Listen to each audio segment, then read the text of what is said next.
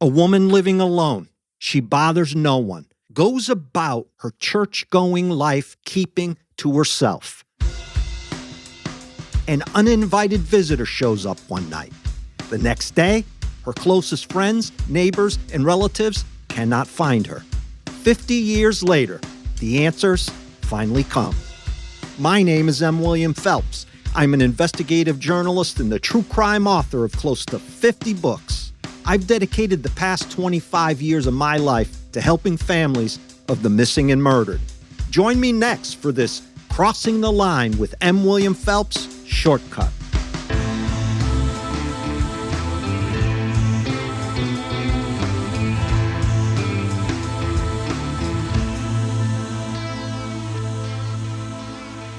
The interesting fact about cold case murder to me is how technology has not necessarily caught up to so many killers who thought they've gotten away with murder, but how some of these cases come together by sheer happenstance. I say this because one of the biggest obstacles in solving cold cases today is not a lack of DNA or even enough evidence. It's person power. Resources. An investigator walking into a cold case storage and blowing off the caked up dust on the case file and deciding to investigate. There are so many cases just waiting to be solved, sitting and waiting for the right person to come along at the right moment. Mabel Agnes Herman was born in 1900 and has just celebrated her 74th birthday with very little fanfare. Mabel, or May, as she is called, is one of those old-school churchgoers often taking full advantage of what the church has to offer. One particular group she loves at the Lutheran Church in Minnesota, where she has been a parishioner for decades, is her sewing circle, a place to sit, chat it up with parishioners and friends, and simply enjoy the calming, peaceful atmosphere of fellowship. Wilmar, Minnesota is west of Minneapolis, heading toward the South Dakota border, which is about a 2-hour drive away. As of 2020, the town claims just over 20,000 residents. So there was quite a bit less in 1974 when this case begins. May's 6th Street home is your typical ranch in your typical Midwestern suburban community. May adheres to a daily routine. Some might consider rather mundane and regimented, but that is just the way May likes it. I guess at 74 years old, what you want to do and when you want to do it is your choice. Living alone has offered May the autonomy she craves.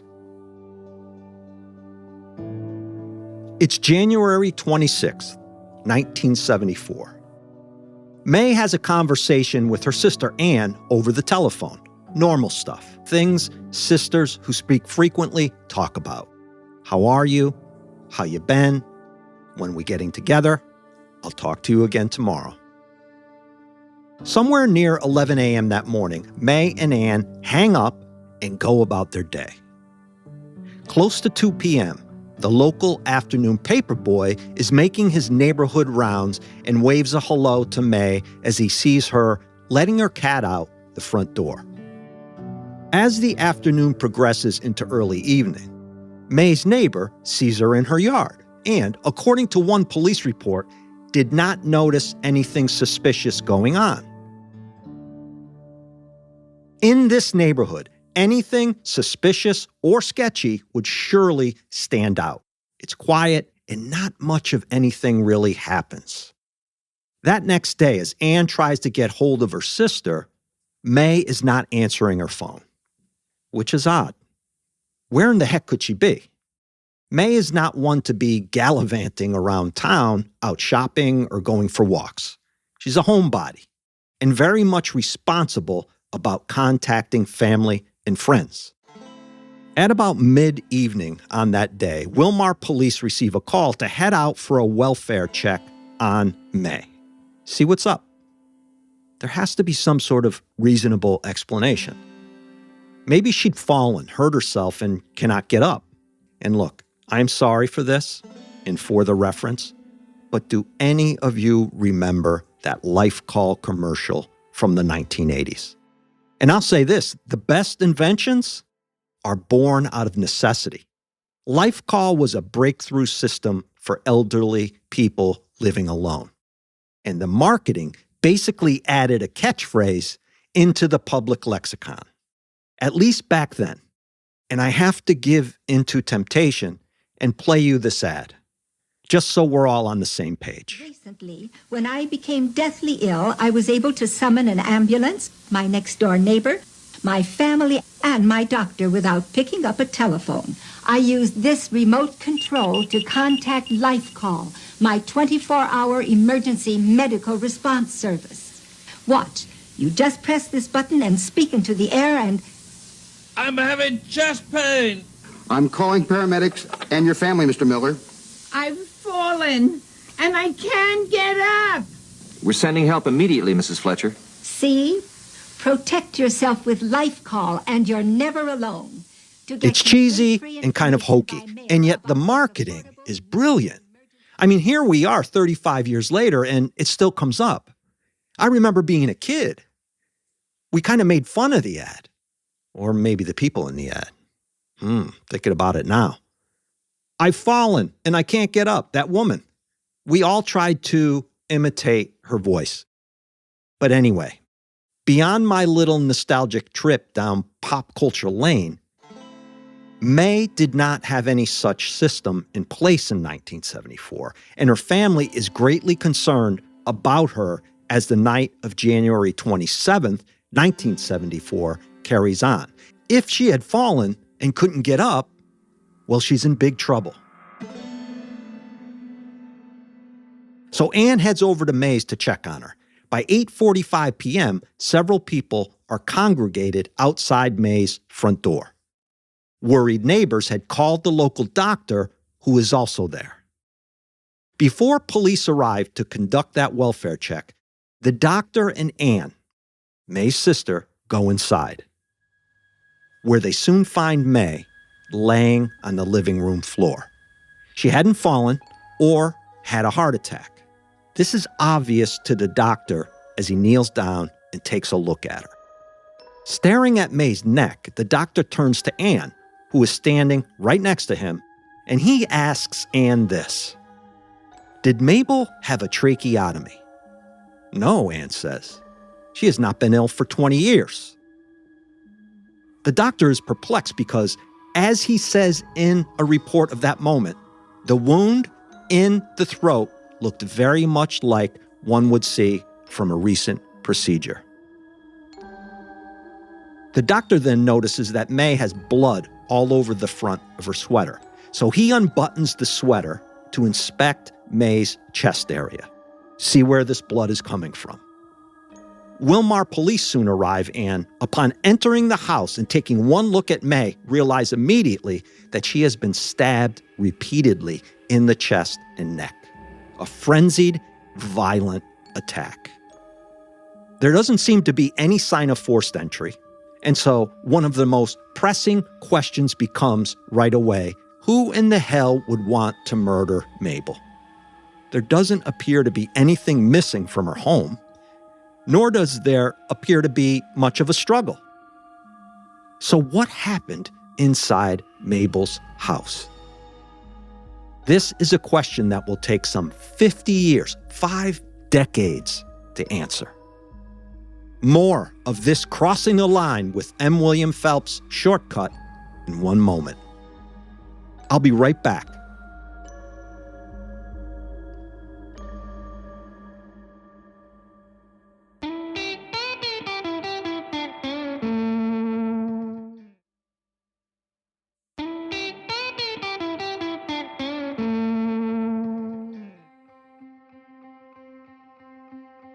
One of the more interesting pieces of evidence investigators discover right away is that Mabel's phone has been ripped off the wall. Rigor mortis has firmly set in, and so they know she has been dead for quite a bit of time.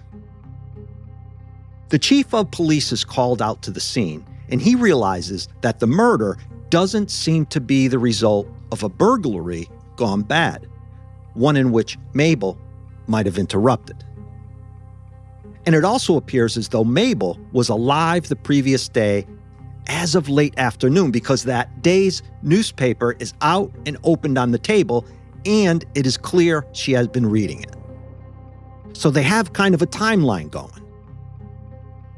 With Mabel's body at the coroner's office, the chief decides to do something important, which one might not think is all that incredible today, but back 50 years ago, this could have been easily overlooked.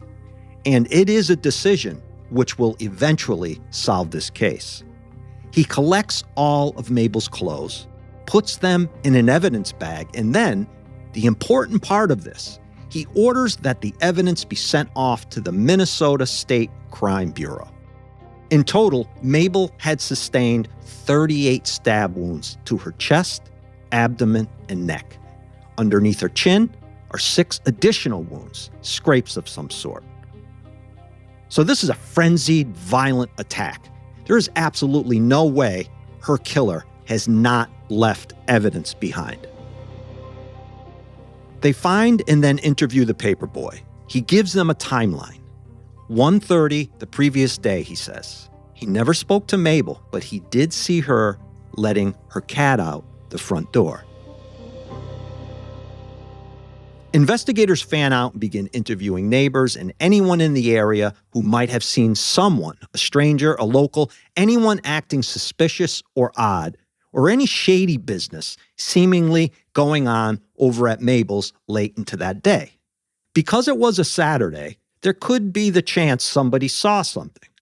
They developed nothing from those inquiries. In fact, Mabel's next-door neighbor says she had her curtains open all day and into the evening and could see Mabel's house, and she did not note any suspicious activity. The only anomaly within all of this comes from Anne, Mabel's sister. She tells investigators she noticed that Mabel's basement door was closed. That door, she adds, is never closed because the cat likes to come and go as he pleases. And one more thing, Anne adds, and she noticed it inside the house. Mabel always kept the blinds shut, but they were open and even raised, Anne says, which Mabel would never do. Could this mean that someone came to Mabel's door and she raised the blinds to look out and see who it was? Had May let her killer into her own house? Within a month, investigators lock onto a guy named Algene Vossen. Their report doesn't say how they wound up with Vossen's name, but Vossen was a known creeper.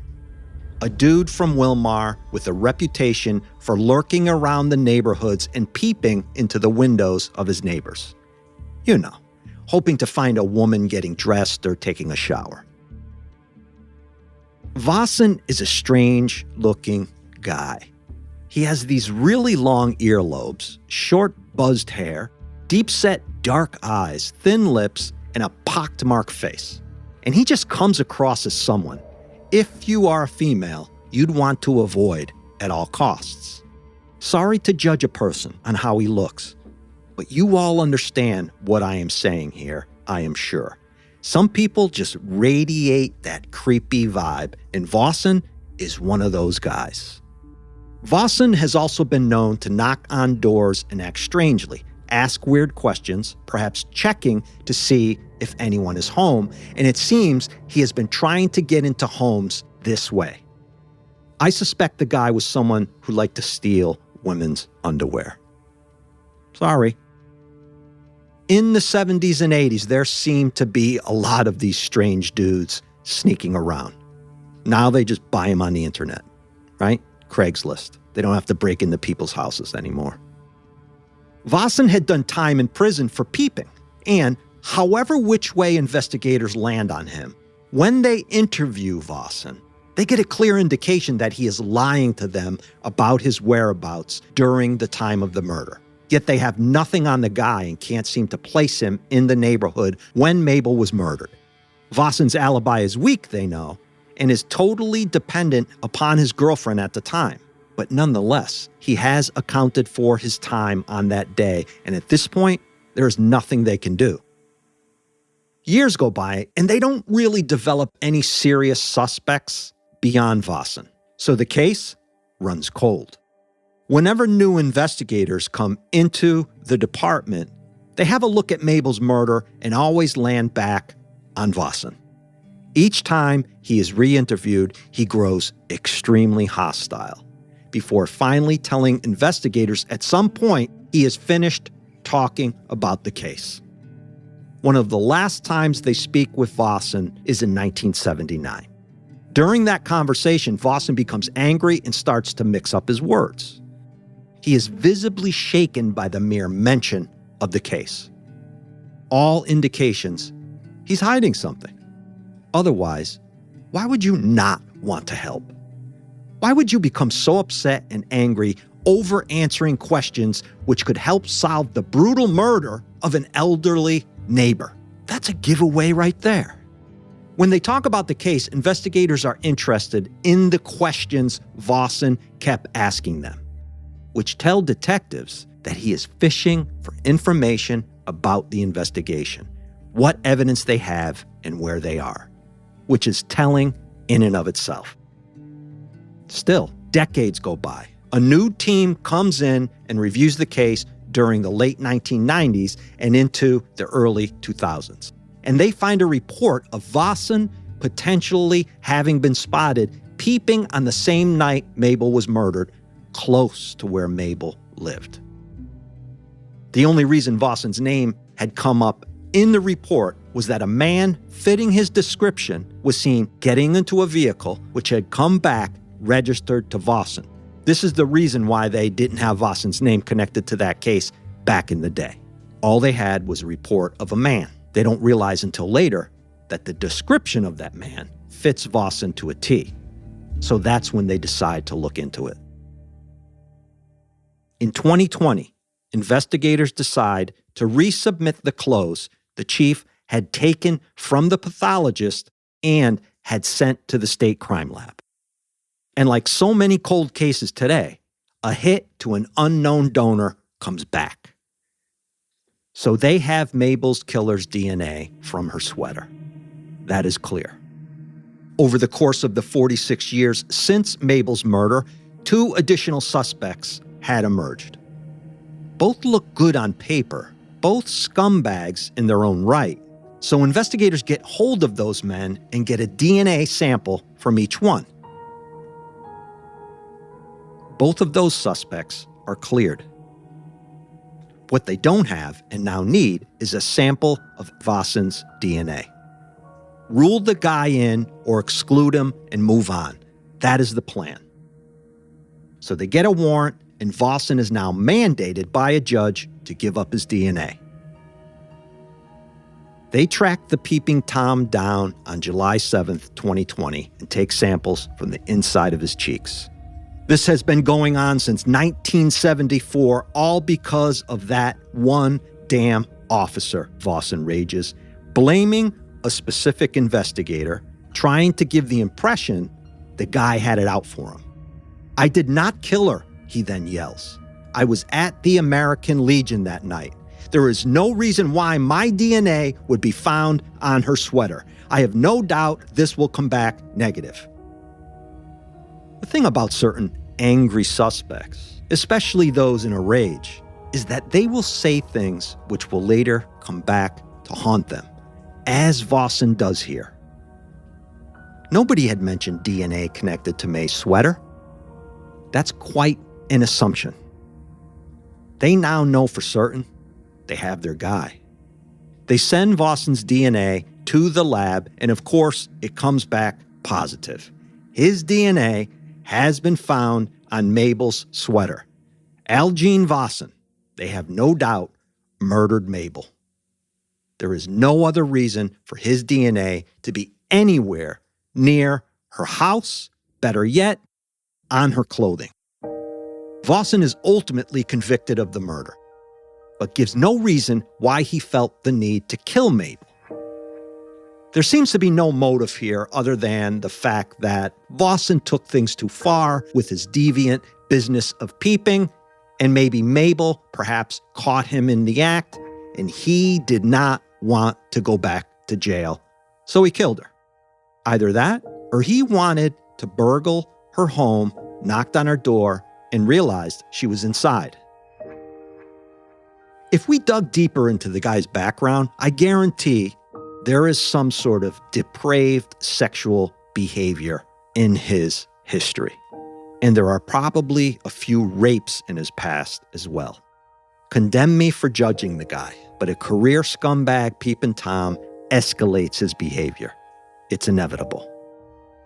At 79 years old, after leading a full life outside of prison, Vossen is locked up in 2020 and then allowed to leave prison in 2021 because of, you won't believe this, his declining health.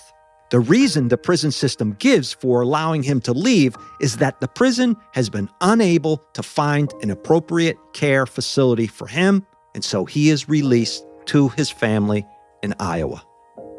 I mean, really? You release him? Who cares if they don't have a facility for him? He is in prison for murder. Brutal murder. And it's not as if he was on his deathbed either, because the guy lives 2 more years as a free man before he finally dies in 2023 at 81. Despite all of that great police work, going back to 1974, here is a killer convicted, sentenced, sent to prison, but we could also say, got away with murder.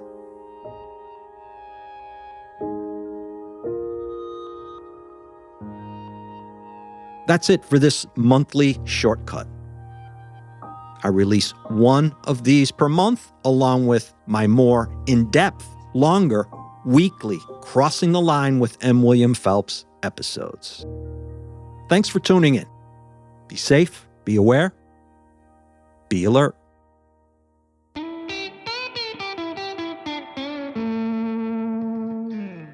Sources for this episode include State of Minnesota versus Algene Leland Vossen. Warrant for arrest. Crossing the Line is executive produced by M. William Phelps, LLC, and Matthew Valentinus, Mom's Basement Management. Written by me, M. William Phelps. Audio mastering and mixing by Matt Russell. Music by Epidemic Sound. Original music written and performed by Thomas Mooney, Tom Phelps, and Matt Russell.